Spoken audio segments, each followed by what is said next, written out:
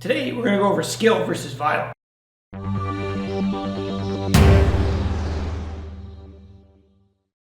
I've studied with a lot of people who do nice arts, right? They want to throw people nicely and tell them how mean they are and not hurt them and show them they're morally superior. Yeah, not so much. Most of the time that fails badly, and whoever's trying to be nice gets hurt really badly. Because usually really bad people hurt really nice people. Now, do I doubt it can be done? It can be done. I'm sure there have been few people in history that have been capable of doing it. But for the majority of us, not so much. Violence is equated with your skill level. The reality is the less skilled you are, the more violent you have to be. So, if you have a scale, right? You have violence, you have skill. The reality is if your skill is not very good, then you have to be ultra violent. Because you don't have the technique or the skill to be nice to somebody. As you develop skill, your violence level may need to decrease a little bit, and that's fine. Maybe you eventually get to the point where you're good enough where you don't have to hurt people. But what does that take? When you hear legends of people who have done stuff like this, it's because those people were professional warrior classes. Those guys have been in so many fights and killed so many people. They were just so good at it. They're just tired of hurting people, and they just try not to do it. How much time do they have into it? How many people have they fought? How many things have they done? Right? The majority of people who do martial arts go once or twice a week for an hour here or there, and they screw around, and then they try and do really advanced arts that are dangerous to them. Again, I'm not diminishing the art. I'm not saying it can't be done. I'm saying the people taking them aren't capable of doing it.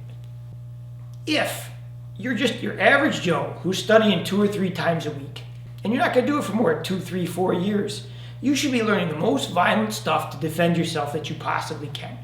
No cute stuff, no joint locks, no nice throws.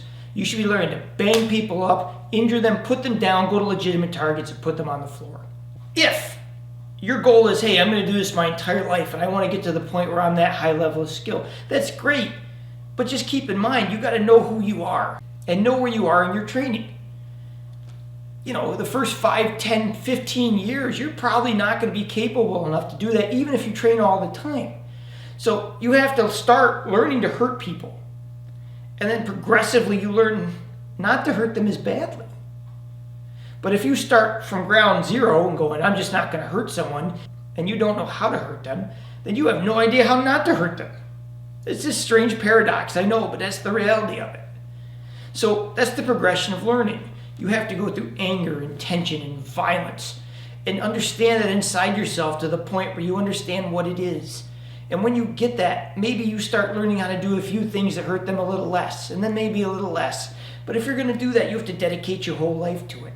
And I'm telling you, that's like 0.001% of all the people who train. Be realistic about what you do. If you go to some school and they're teaching you the non-violent stuff, that's great. But unless you're going to do it for a long period of time, it's not going to work. And it's really not going to work for a long time, even if you do it. Don't get sucked into fantasy land. Learn to defend yourself correctly. And if you stick it out, great, learn the better stuff as you go. The worst thing you can do is teach yourself to believe you have ability to do things you can't, because that's when you really get hurt. This is Bill Koenig for Straight Circle Martial Arts. Please like and subscribe. Thanks for watching. I'll see you again next time.